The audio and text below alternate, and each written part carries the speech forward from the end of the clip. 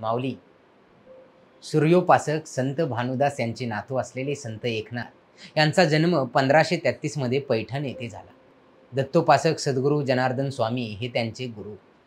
बये दार उघड असे म्हणत नाथांनी अभंग रचना, भारुड, जोगवा, गवळणी, गोंधळ यांच्या साह्याने जनजागृती केली.